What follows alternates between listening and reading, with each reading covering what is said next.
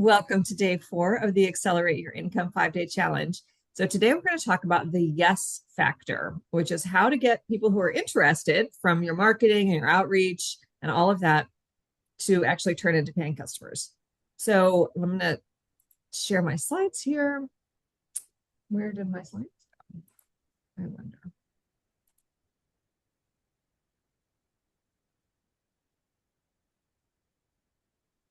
Okay, let's try that again. Let's start over.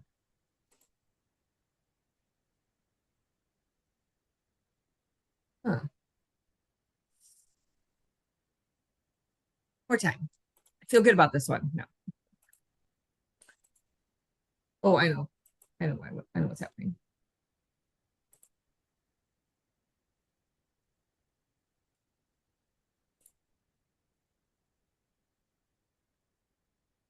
Okay. I apologize to everybody watching the replay. That was very awkward. Okay. So, probably everybody has their action guide, I hope. So just a super quick recap of where we are from Monday through today. So day 1 was really understanding that in order to reach our income goals or have a beautiful, bountiful garden, we have to work on the root foundations of our business. And that's what we've been doing. So we talked about finding your customers, and they are the place to find them is wherever they are currently looking to solve the problem that you help with. Yesterday was magnetic messaging. So talking about how to talk about your business. So we went kind of deep into 2 ways to do that. The first was the elevator pitch plus, which is that one sentence that gives the person, the listener, the information about what you do, who you do it for, and why they benefit. And then we talked about building out your bank of customer success stories with the STAR formula: situation, task, action, and result. And really why all that messaging is so important to really get right is because that clarity not only attracts the people who need you, it pushes away the people that don't, so that you're not wasting your time and your money talking to them when they're the wrong people who are never going to buy. So mindset, we got that right. Figured out where you find your customers. That's probably an ongoing thing, but we talked about that. Nailed your messaging. So now we're going to talk about how to get those customers to say yes. And the marketing that you do and the outreach that you do, that's all to get interest, right? That's all to get potential clients, leads. So converting them into actually paying you money is figuring out what their tipping point is. So the tipping point from interested here to actually giving you their money. So I want to go into the 5 stages of customer awareness, because the whole goal is to make selling feel easy and natural for you. And in order to do that, you need to be talking to people at the right stage of customer awareness. So let me just kind of go over it. So the first stage is unaware. So this is people who don't even know that they have the problem that you solve. So let's say you make an ant spray, an ant killer spray. So where this woman here, she has ants, but she doesn't know she has ants. So she's not your customer, right? She doesn't even know that she needs ant spray.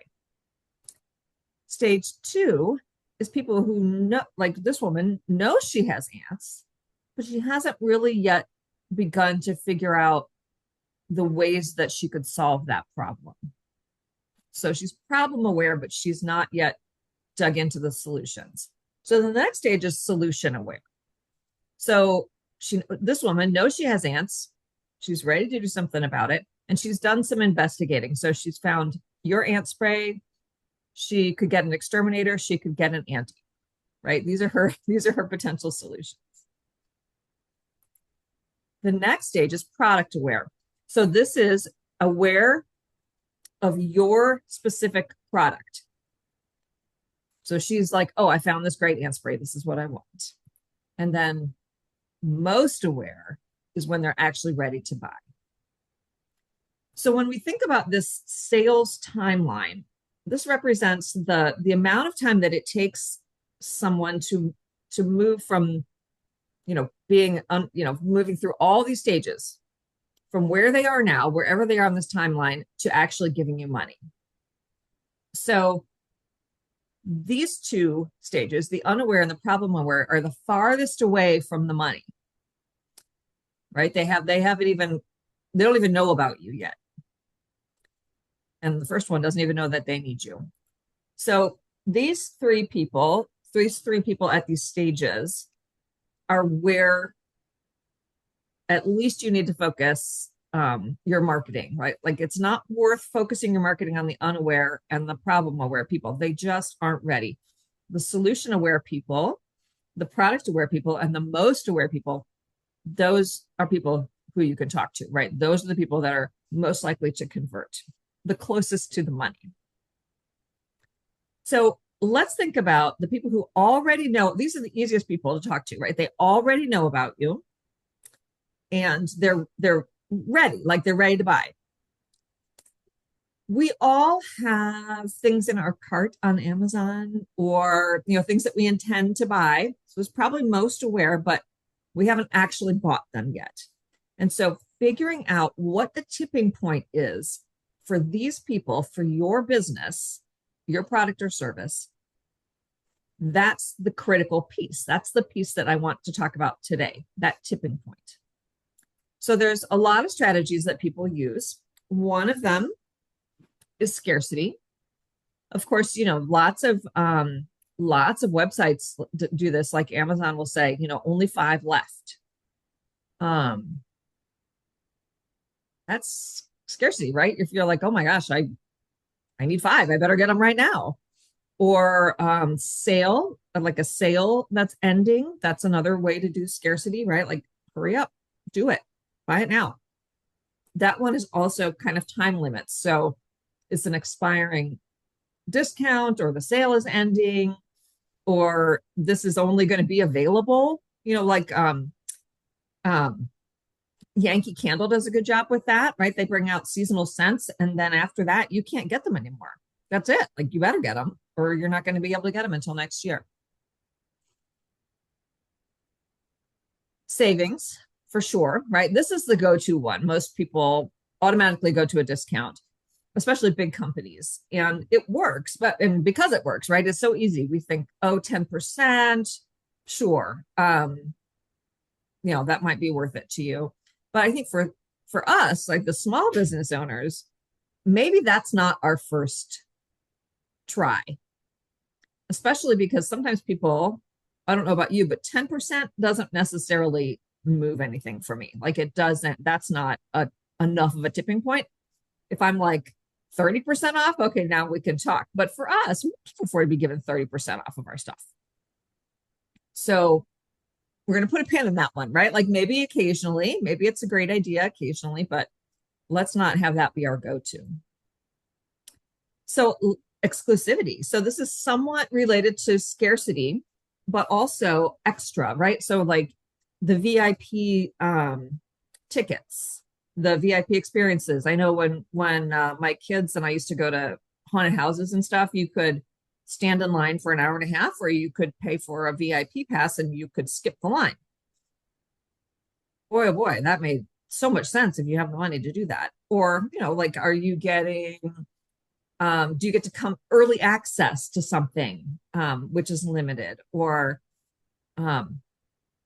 maybe it's like an in-person thing with you, and you only have a few of them. So think about exclusivity and how can you use that potentially as a tipping point for what you do. Bonuses, that's a great one. Especially, a lot of times you'll see that with products where they'll say, or, well, it's certainly true with digital products. If you're going to buy a digital course, well, here's some bonuses, here's some pre-recorded things that help you get what the results, but are not absolutely essential. So, the core program is essential. The bonuses, but they're helpful, and you might want them. Or, what else can be a bonus? Little free gift with purchase, that's a bonus. Guarantees, that's one that we kind of don't think of sometimes because it's either we have it or we don't. And people I think are pretty used to having things be guaranteed. But if you're asking a high ticket for some kind of a high ticket service or product, just having a guarantee on there sometimes is enough. If people are like really wavering, well, what if I don't like it? Well, we have a money back guarantee. Address that right away. Right. And then the last one that I want to talk about is free trials. And so, of course, we see this all the time with apps and that sort of thing where you can try it for free for 2 weeks and then you have to start paying. So it's pretty effective because, of course, you want to try it out first and see if you like it, see if you're ready to take the plunge. So I'd love to just pause here and talk about this. Like, who go around the virtual room if you're interested in sharing, like, which one of these either has worked for you or do you think might work for you?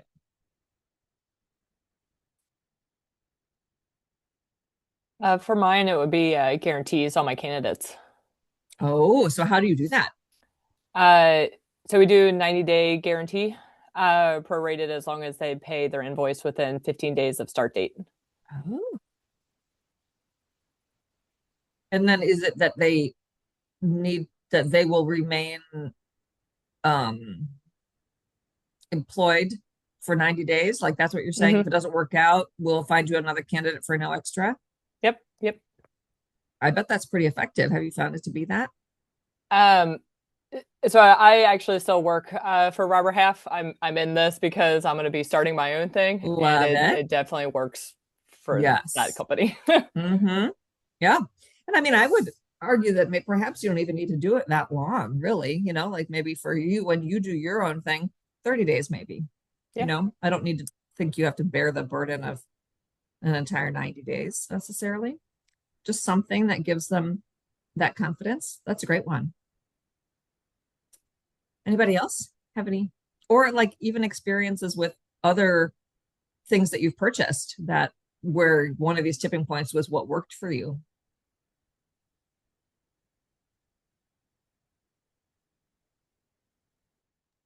I have a question. Yeah, Um, with what I do, caring for elderly and disabled folks, it feels a little not acceptable to me to put a discount on agreed. caring for I don't, someone. yep, You I know what I wouldn't go with mean? that one. Yep, And people only need you when they need you. There's no persuading, right? So I don't know how I yeah, could implement any of it. yep. I think perhaps like a guarantee, some sort of guarantee, right? If Okay. you if you don't if you're not happy with your caregiver, we'll give you a different one, for Okay. example. Um, or if there's any issues, we will refund that day's worth of care, Oh, perhaps, okay. Yeah, I see. something like that.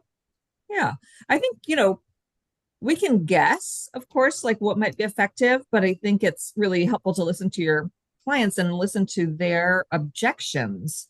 So we're like, oh, that's too much money, which of course we all know isn't necessarily real, right? That's Mhm. just their easy go-to because you can't. Right. They're like, well, maybe they'll give me a discount. So it definitely makes sense for us to take some time and figure out really what's the real issue. But in addition to that one, like what else are they saying? Like, well, like for us, okay, so if I'm selling our Fuel Your Business income accelerator program, but they don't have a business yet, I need to get them through that first. So maybe it's like I could add a bonus of, you know, get your business started checklist. And then I mean, that doesn't work for that program, but right, like that's certainly an objection. Right. Like I can't sell that to somebody who doesn't have a business already. It's just not that. Um, Anybody else? Any thoughts? What have you heard? Like when you're trying to sell what you do, what have you heard? For me, Jill, I've had some luck with scarcity. Hmm? Most people know I still have a day job. So that limits my ability to take folks on. So that's been successful now. Once I'm fully out on my own, that might not be as successful and I might dip into something else on the list. But I think that's been a good working model for me in the moment. Yeah. I only have capacity for 3 clients at Yeah. a time or something like that, right? Yeah. Yeah. That's very powerful. Thank you. Anyone else? Other experiences?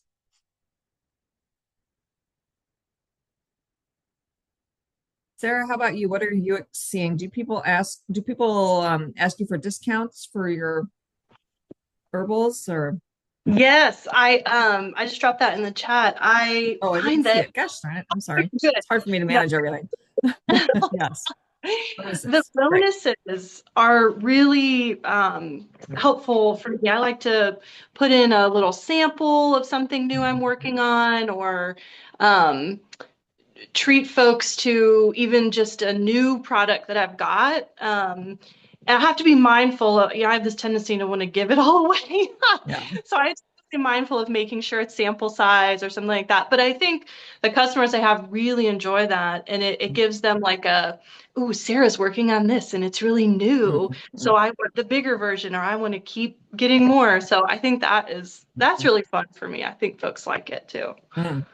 What my favorite thing about that is that you're teaching them that this next thing is now another thing they could buy, right? So it's just Mhm. laddering them up and keeping them Yeah. coming back, not just for refills of the thing that they bought, but the next thing. I love that. Cool. Do you find people asking for discounts and you say, well, I don't give you discounts, but I do give bonuses, or is that not a real thing? Oh, that's a good question. I haven't really run into that yet, but I'm sure it's coming. I mean, maybe your customers just really aren't that price sensitive, or Yeah. maybe, and I Yeah. don't know, but maybe your prices are so low that they're like, oh man, let's not Maybe. even talk about price because she knows, we don't want her to realize how cheap her stuff is. I don't know. Yeah. Don't know. Yeah. That's good. That would be something to reflect on. Yeah. Yeah. Okay. Good. I like that. Court, anything from you? Do you find people giving objections that you can address with this type of strategies? Yeah, I mean, sometimes for say a project for a full manuscript, the price point is just too high. Yeah. Sometimes we can break the project down and maybe do it in pieces. Yeah. And then I have been known to do a friends and family bonus, not a bonus, but discount. And that would include like a client who's been with me for a long time, and then maybe they come back to me with a different project. Yes. And I used to run a weekly class, and if people signed up in blocks, I would give them like a 6 class free. So that would be like a bonus. Mhm. Um, but generally, people are either ready to go. Like this tipping point is a little bit tricky in my business too. They're either ready to go or they're just not ready. Yeah. And pressing on them does nothing. Right. It just sort of endangers the relationship Yeah. because there's this, creative, artistic aspect, and I want to uphold the integrity of the art and the integrity of the artistic process. But once these work a little better once I have like a repeat client or someone who's really ready. Yeah. So there's, I don't know if anybody knows who Amy Porterfield is. She's teaches about digital marketing. She has this concept called the invisible bridge.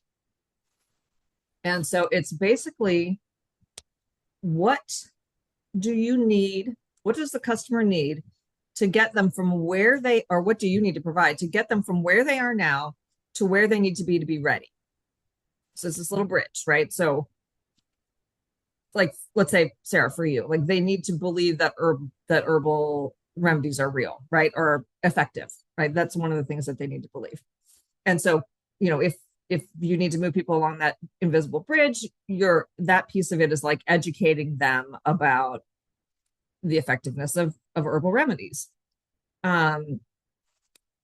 So I wonder, Court, if there's something that you can identify that moves them along that bridge, right? From being like, I have a story, but I haven't written a word, and it's too much pressure, and I don't even know, and I'll come back to you when I have something. Or, like, is there something, like, are there templates, or is there something that you can just kind of just nourish that relationship along? Like, I don't want to leave you hanging, client. I know you have this story.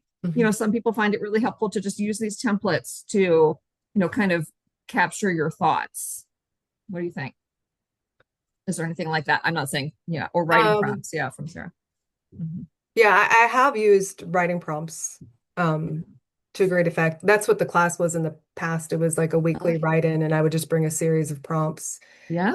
Found that fostered a lot of community, and then, possibly eventually clients.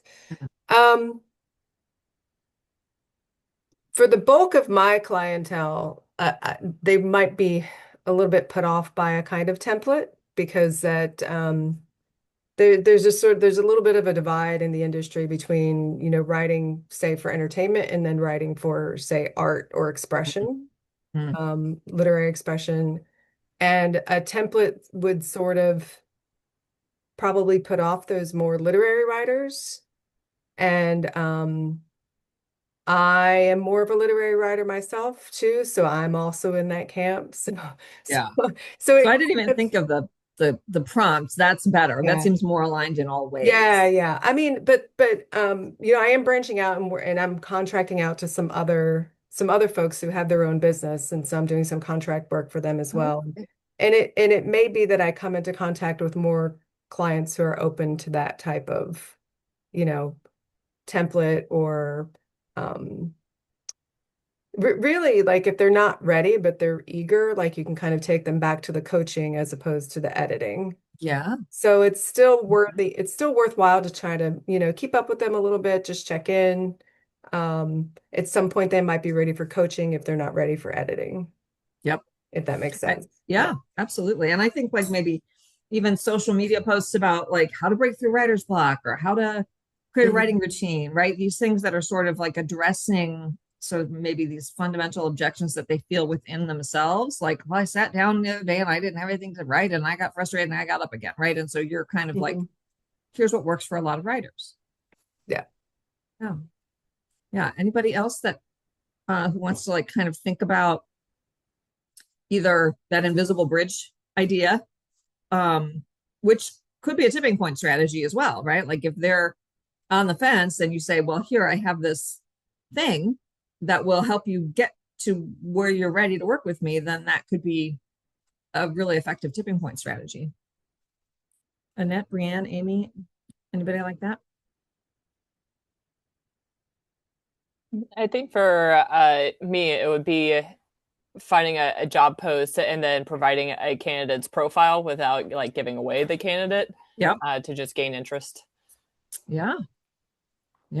I mean, I think too, like, education about why you need a recruiter, right? Yeah. Like, just some, like, you've been doing it yourself, man. And first of all, that's not your job. Your job is your job. You need somebody else to do this job. Don't take on the job of recruiting. Let me do that. That's what I do. So even just some of that, like, it's okay. Nobody is naturally good at recruiting. I mean, the people who are naturally good at recruiting are recruiters. The rest of you are doing your job. So let me help you.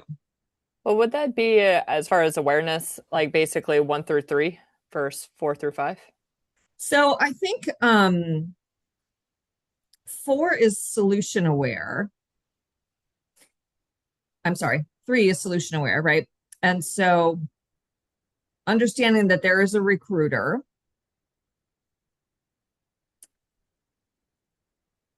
and they know about you. I think it's just that, like, moving them along. Okay, so they understand that you're a recruiter. I have a problem. I know that a recruiter exists. I've met Brianne. I'm still going to try to do it myself. Maybe. Right? I don't know. It depends on, like, where your people are. If they're solution aware and they're like, no, I really need to Pay for the service. Yeah. Right. Then I would agree with you. Yeah. Okay. Yeah. Okay. Well, my challenge for you is for today. Sorry, I'm trying to reactivate my clicking. So I want you to pick one strategy to try in your business and see what works. Like you're already using, several of you are already using something. Let's think about trying an additional thing. What else could you do? What else is going to help people move along their stages till they're ready? You know, we talk about like when does their problem become acute? So Megan, like with your coaching, their problem becomes acute when they hate their job or they get let go or they are up for a leadership role and they don't know what the heck they're doing, right? This is when it's like, oh, rubber meeting the road. And so that's great. Like when that is. Mm-hmm. So finding those people, of course, is your easiest sale because they're primed and ready and they know they need help. And so for other people, for the rest of you, like when is that? How can you what is their inflection point? What is their thing? Like Hannah, it's pretty obvious. Like they've been taking care of something, something happened and now they need a caregiver, or they've been doing it themselves, or they lost a caregiver or whatever, right? There's a very clear need there. Thinking through what that is, if it's not super obvious, and then how to identify them at that point, how to speak to them at that point, right? And so there's the tipping point is already almost there when they're really desperate, let's call it, like desperate or highly motivated. So what is that for your people? And then how can you speak to that? So again, like we were talking about yesterday, your ideal customer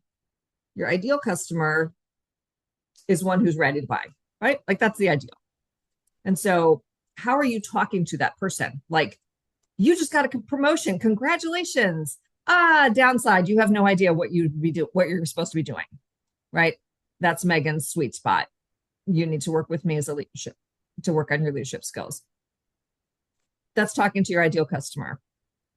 Oh my gosh, somebody just quit and it's a critical role and you don't have time to find this person and hire them and onboard them. But that's what I do, Brianne, right? Like that's what I do.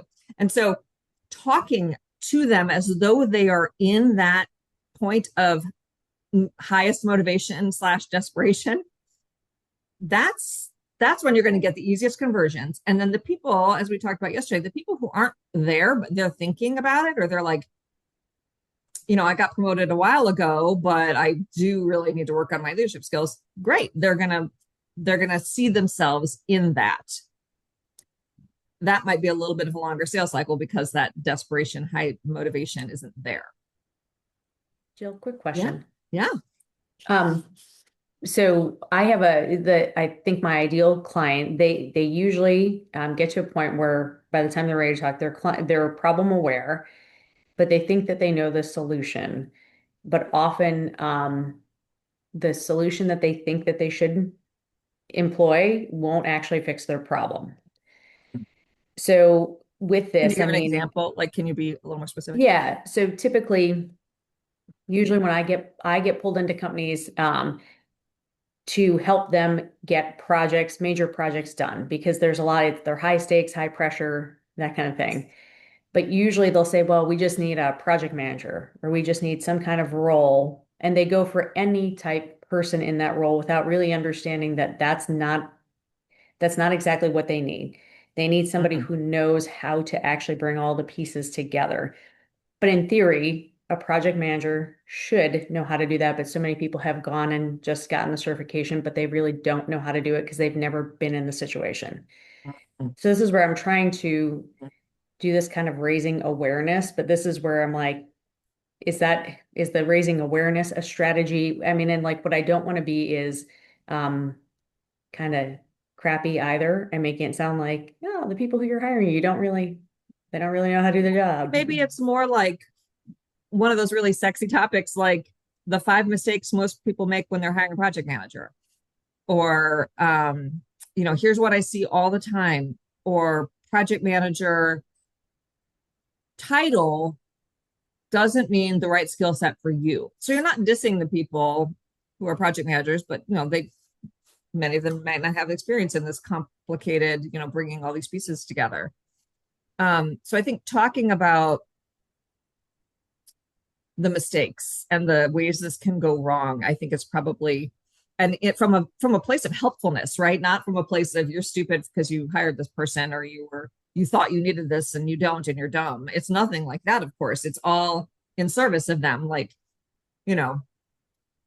when you're looking for a project manager, make sure that you're asking these questions, and maybe you've got a little list, and then of course you would check all those boxes, and you could even say, like, I worked recently on a project that was blah blah blah, and here's what we did, right? Like you can kind of weave in a little case study, a little example, where you brought the right combination of skills to the project. And again, it's not hire me, hire me, hire me, but certainly the message is obvious, but also it's education. Okay. How does that sit? Yeah, I mean, that's good. And that's where I've been trying to, that's what I've been trying to get to. And I've been trying to post some things and do more like LinkedIn posting. Yeah. But the key is always trying to get the people who are frantic to then like pause, take a breath, and be like, okay, hold on a second. This is not going to solve your problem. These are the skill sets you need instead. And so I think some of these things, but it's interesting because the feedback that I've gotten on LinkedIn from a lot of those kind, like, I think the know who they are crowd kind of thing, has been interesting. So, but it's generating more conversation, which is good. Hopefully get more. That's very good. Feed that algorithm. Also, I think, when you're talking about what you do, again, like, talk to that frantic person, like, directly to them. I know you're frantic. I know this is really, like, you're at your wit's end, and something has to change. Don't take the easy way out, because it's not going to work. It's not going to work. And then you're back in the same struggle again. Let me help you short circuit all of that. Work right around all of that. We're not doing any of that. We're going straight to the solutions that's going to work for you. Perfect. Thank you. You're very welcome. Okay, so tomorrow we have Profits on Tap is our final day together. So this one's going to be a little longer. I want to talk about this strategy, about like selling, sales mindset, and then I want to tell you all about Fuel Your Business Income Accelerator, which is a perfect next step for what we're talking about. Goes deeper on all of these levels, really, really, really sets you up for success. And it's all focused on helping you make more money. So I'm looking forward to tomorrow and telling you all about that, and working through this, what I call the plumber's mindset. So it'll be a lot of fun. Thank you all so much for joining me today. Talk to y'all soon.